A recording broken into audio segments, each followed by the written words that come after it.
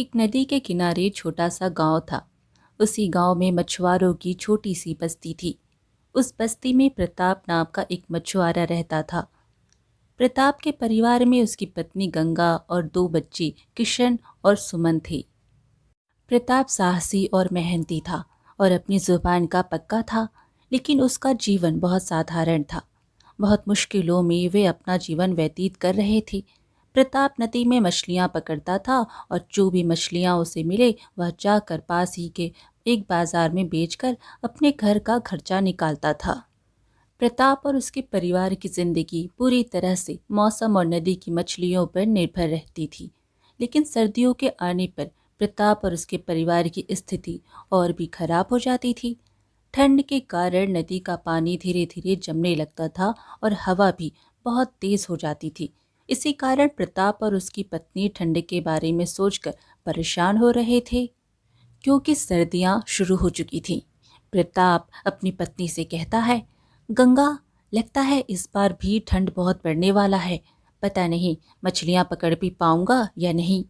उसकी पत्नी उसकी बात सुनकर बोली, आप इतना चिंता मत करिए, भगवान पर भरोसा रखिए। और जल्दी ही वह दिन भी आ गया जब ठंड बहुत ज्यादा बढ़ने लगी। दिसंबर का महीना था और ठंड की लहर ने पूरे गांव को अपनी गिरह में ले लिया। लेकिन बेचारे प्रताप को इतनी सर्दी में भी नदी में जाकर मछलियां पकड़नी थी। अगर वह नहीं जाता तो उसे और उसके परिवार को भूखा रहना पड़ता। यह ठंड का मौसम उसके लिए चुनौती भरा था, पर अपने परिवार के पेट की खातिर वह हर मुश्किल को सहने के लिए तैयार था। ऐसे ही एक दिन प्रताप मछलियां पकड़ने के लिए निकलने वाला था। तभी गंगा प्रताप से बोली, सुनिए जी, ठंडी का मौसम आ गया है। बाहर इतनी ठंड है, आप नदी में मत जाइए। कुछ और काम क्यों नहीं कर लेते इन सर्दियों में। तभी प्रताप ने गंगा से कहा, अरे भाग्यवान, अगर मैं मछलियां नहीं पकड़ा तो परिवार कैसे चलेगा। मुझे मछलियां पकड़ने के सिवा और कुछ काम भी तो नहीं आता। मुझे हर रोज मछलियां पकड़ने जाना होगा ताकि तुम लोगों का अच्छे से ख्याल रख पाऊं। और फिर उसने अपनी मछलियां पकड़ने का सामान लिया और नदी की ओर चल पड़ा। रास्ते में ठंडी हवा ने जैसे उसे चारों ओर से घेर लिया था। जब वह नदी के पास पहुंचा तो देखा कि पानी का स्तर और भी कम हो गया था और नदी के किनारे बर्फ की परत जमने लगी थी। प्रताप ने अपनी नाव नदी में डाली और जाल फेंकने का काम शुरू किया। लेकिन जैसे ही उसने जाल डाला, उसे महसूस हुआ कि उसकी उंगलियां और पैर बर्फ की तरह सख्त हो गए हैं। उसे इतनी तेज सर्दी लग रही थी कि ऐसा लगता था जैसे शरीर के हर अंग में कड़े कांटे चुभ रहे हो। ठंडी हवाएं बर्फीली हो चुकी थी और प्रताप की सांसें तक जमने लगी थीं। मगर प्रताप ने हार नहीं मानी और मछलियां पकड़ने का काम जारी रखा। दिन भर जाल खींचते खींचते भी उसे एक भी मछली नहीं मिली। प्रताप बहुत निराश हो गया था, लेकिन उसने खुद को संभालते हुए सोचा, अगर आज मछलियां नहीं मिली तो मुझे घर पर खाली हाथ लौटना पड़ेगा और घर पर सब लोग मुझसे उम्मीद लगाए बैठे हैं। मुझे कुछ भी करके मछलियां पकड़नी ही पड़ेगी। वह जाल फेंकते खींचते थक चुका था। तभी नदी के पास एक बूढ़े साधु पहुंचे। वह साधु हर रोज नदी के किनारे बैठकर ध्यान करते थे। साधु प्रताप को बहुत देर से देख रहे थे और समझ गए कि प्रताप बहुत मेहनत कर रहा है, लेकिन मेहनत के चलते उसकी हालत बहुत खराब हो चुकी है। उसने प्रताप को पास बुलाया और कहा, बेटा, इतनी ठंड में क्यों खुद को कष्ट दे रहे हो। मछलियों के बिना जीवन नहीं रुकता। तुम्हें खुद की सेहत का ध्यान रखना चाहिए। प्रताप ने जवाब दिया, साधु बाबा, अगर मैं मछलियां नहीं पकड़ा तो मेरे परिवार को भूखा रहना पड़ेगा।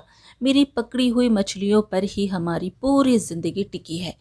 साधु ने प्रताप की बात सुनी और मुस्कुराते हुए कहा, तुम सच में बहुत मेहनती हो, लेकिन जीवन का सबसे बड़ा सुख स्वास्थ्य है। स्वास्थ्य है तो सब है बेटा।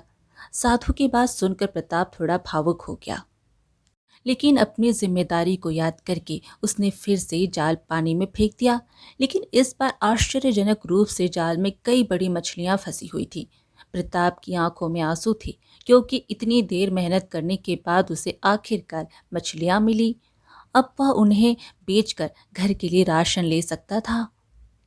उसने साधु की तरफ देखा और सोचा, यह जरूर साधु महाराज की ही कृपा होगी जो मुझे इनके आते ही इतनी सारी मछलियां मिल गई।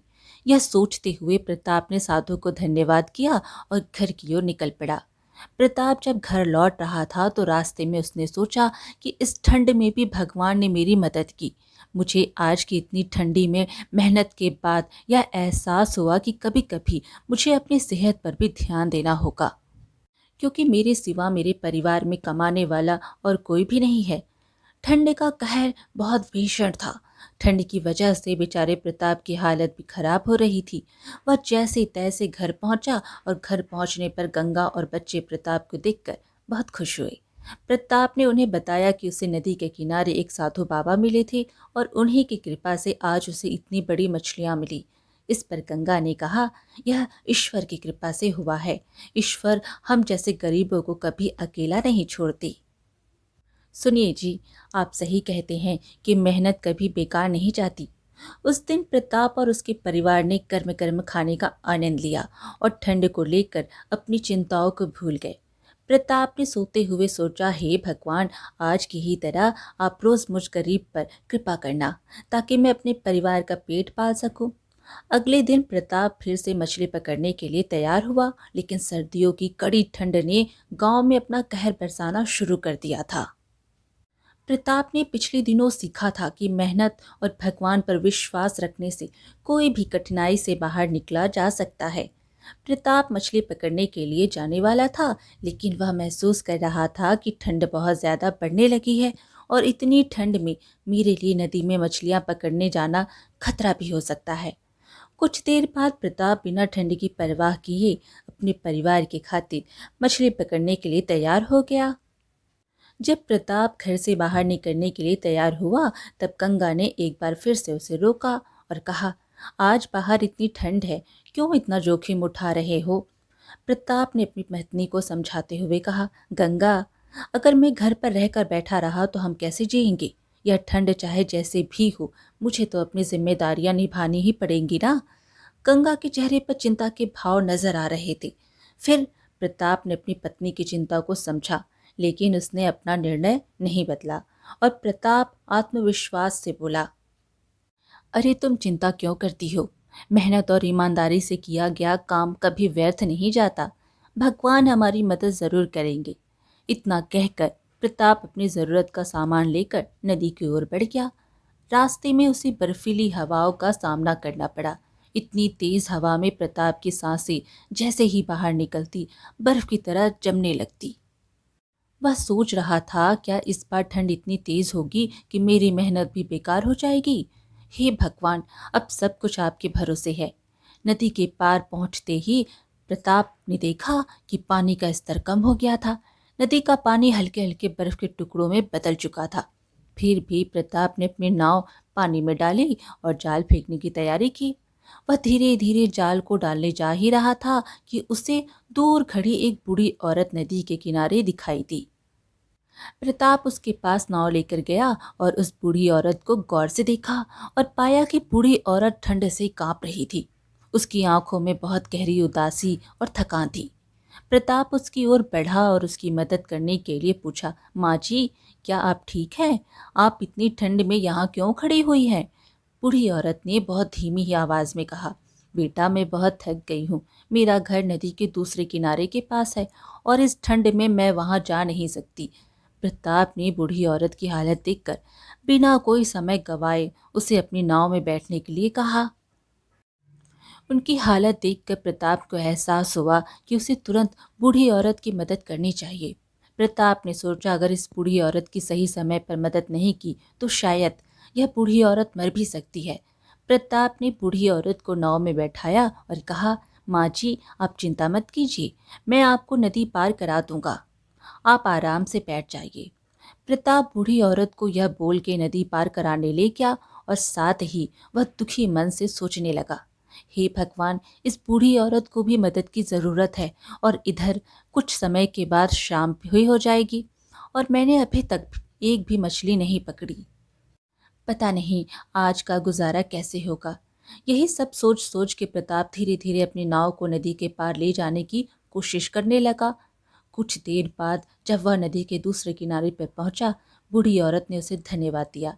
बेटा, तुमने मेरी जान बचाई। इस ठंड में किसी ने मेरी मदद नहीं की थी। थोड़ी ही दूर मेरा घर है, मैं अब खुद चली जाऊंगी। तुम्हारी मदद से मुझे एहसास हुआ कि अच्छाई अब भी इस दुनिया में जिंदा है। प्रताप ने मुस्कुराते हुए कहा, अरे माँ जी, आपको शुक्रिया कहने की कोई ज़रूरत नहीं है। यह तो मेरा फ़र्ज़ है। हमें सबकी मदद करनी चाहिए, यही तो इंसानियत है। उस बूढ़ी औरत के जाने के बाद प्रताप ने नाव से ही मछलियों का जाल पानी में डालने की सोची, लेकिन अब दिन ढलने को आ गया और ठंड भी बढ़ रही थी।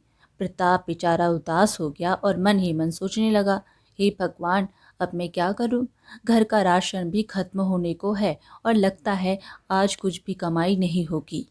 मैंने तो एक भी मछली नहीं पकड़ी। बेचारा प्रताप उदास मन से खाली हाथ घर की ओर निकला।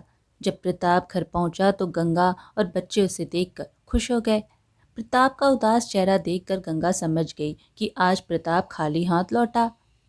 गंगा तुरंत प्रताप से बोली, आप क्यों इतना उदास चेहरा बना रहे हो? अभी घर का राशन खत्म नहीं हुआ है। हम जैसे तैसे आज की रात निकाल लेंगे। यह बात सुनकर प्रताप को थोड़ी राहत मिली। प्रताप ने गंगा को सारी बात बताई कि उसने आज पूरा दिन क्या किया और आज उसे खाली हाथ क्यों लौटना पड़ा। गंगा ने कहा, आपने बहुत अच्छा किया। आपकी मदद से उस बेचारी बूढ़ी औरत की जिंदगी बच गई। ऐसे ही कुछ दिन बीत जाने के बाद एक दिन सुबह जब प्रताप और उसकी पत्नी नींद से उठी तो उन्होंने देखा कि बहुत जोर की बारिश हो रही थी और बारिश के कारण ठंड जैसे 2 गुना बढ़ गया हो। दोनों बारिश को देखकर थोड़े निराश जैसे लग रहे थे और तभी प्रताप उदासी भरी आवाज में बोला, अरे भाग्यवान, यह सब क्या हो रहा है हमारे साथ? हर दिन हमारी समस्या बढ़ती ही जा रही है। इतनी मुश्किल क्या कम थी जो आज बारिश भी हो गई।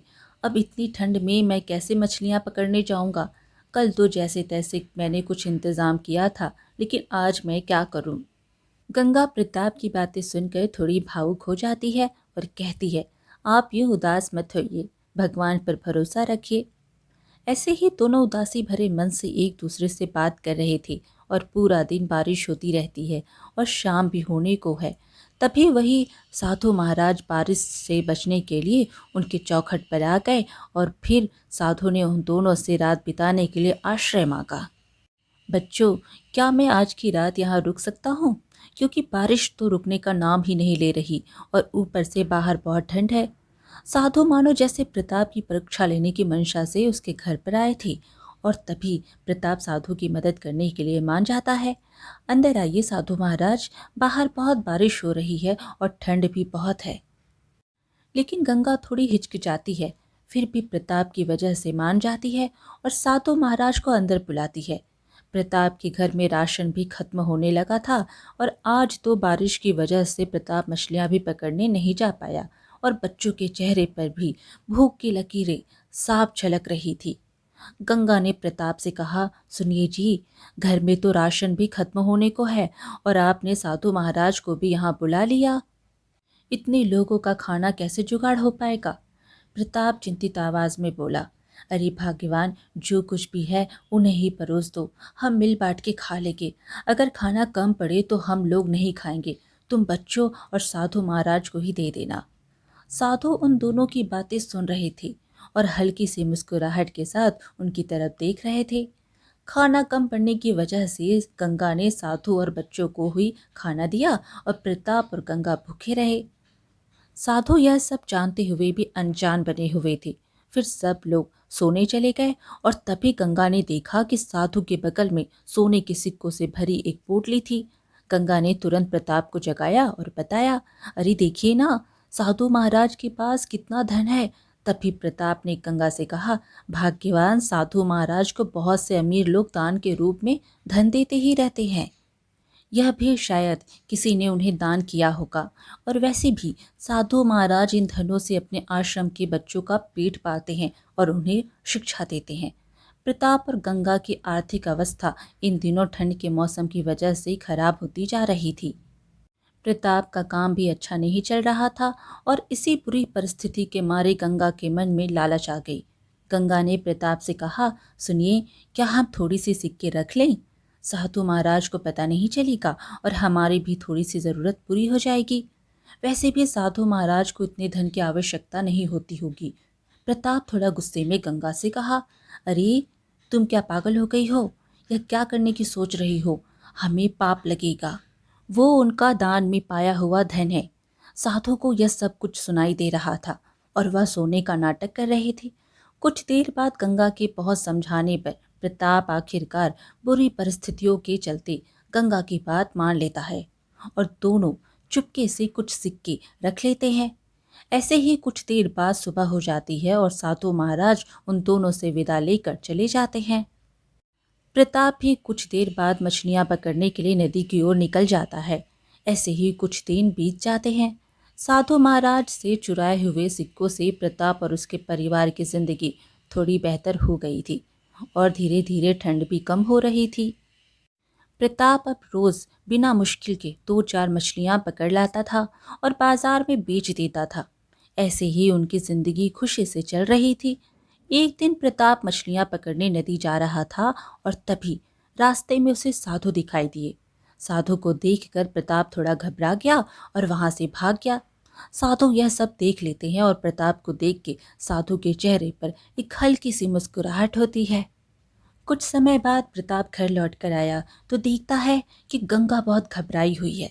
प्रताप ने तुरंत गंगा से पूछा, अरे भाग्यवान, क्या हुआ? क्यों इतना घबराई हुई हो? गंगा ने कहा, अरे देखिए ना, क्या हो गया है हमारे बेटे को।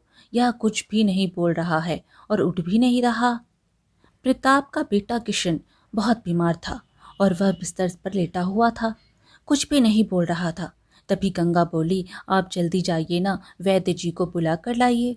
प्रताप दौड़ते हुए वैद्य जी को बुला कर लाता है और वैद्य जी किशन को देखकर बोलते हैं, अरे प्रताप, यह बहुत बीमार है, इसका इलाज यहाँ नहीं हो पाएगा, उसको जल्दी से शहर ले जाओ इलाज के लिए। मुझे तो इसकी बीमारी ठीक से समझ ही नहीं आ रही है। वैद्य जी की बात सुनकर दोनों चिंता में पड़ गए। दोनों ने सोचा कि अपने बेटे को शहर के अस्पताल में ले जाएं, लेकिन उनके पास इतना पैसा नहीं था। गंगा बोली, आप जाओ ना, किसी से उधार मांग के लाओ, नहीं तो हमारे बेटे का इलाज नहीं हो पाएगा।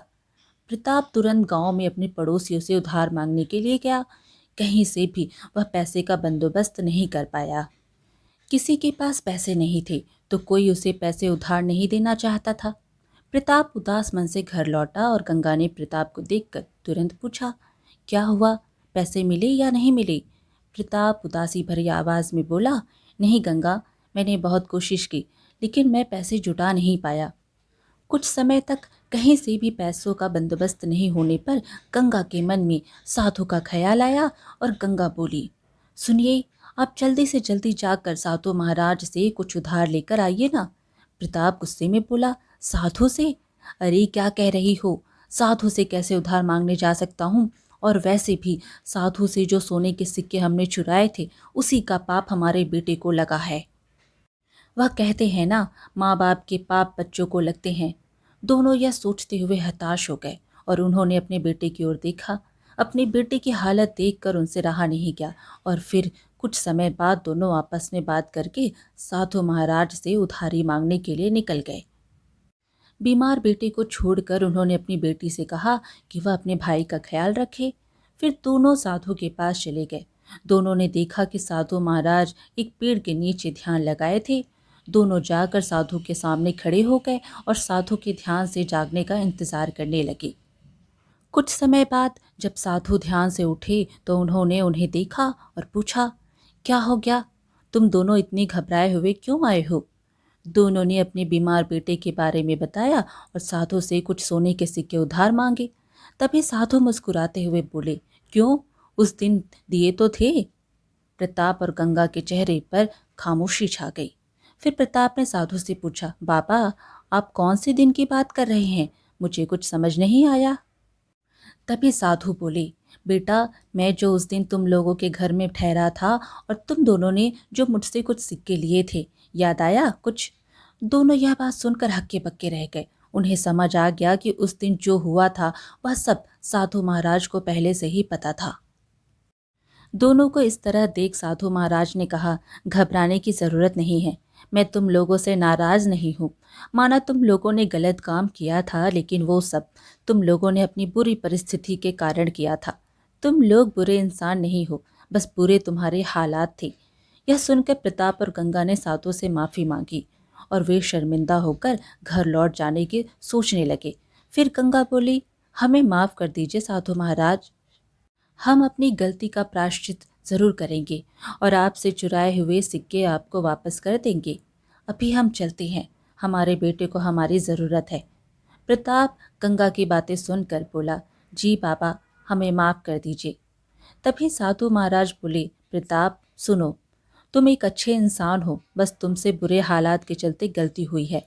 मैंने तुमको कई बार दूसरों की मदद करते हुए देखा है, इसलिए मैं भी तुम्हारी मदद ज़रूर करूँगा। वैसे भी मुझे अपना आश्रम चलाने के लिए इतना धन की आवश्यकता नहीं होती है। मुझे बार बार लोगों से दान मिलता ही रहता है। प्रताप, मैं तुम्हें यह धन तुमने जो अच्छे कर्म किए हैं उसके आशीर्वाद के रूप में दे रहा हूँ। इसे ग्रहण करो। यह बोलकर साधु ने उन्हें सोने के सिक्के दे दिए। साधु से मदद पाकर दोनों की आंखें भर आई और दोनों ने साधु महाराज को धन्यवाद किया। फिर दौड़ते हुए अपने बीमार बच्चे के लिए घर की ओर निकल पड़े। थोड़ी देर बाद घर पहुंचकर उन्होंने देखा कि उनका बेटा किशन चमत्कारी रूप से ठीक हो गया था। यह देखकर दोनों ने शांति भरी लंबी सांस ली और मन ही मन साधु महाराज और भगवान को धन्यवाद किया। और फिर उन्होंने एक दूसरे से कहा, अरे भाग्यवान, हमने जो किया सो किया। अब चाहे जैसी भी बुरी परिस्थिति हो, हम कभी कुछ गलत कदम नहीं उठाएंगे।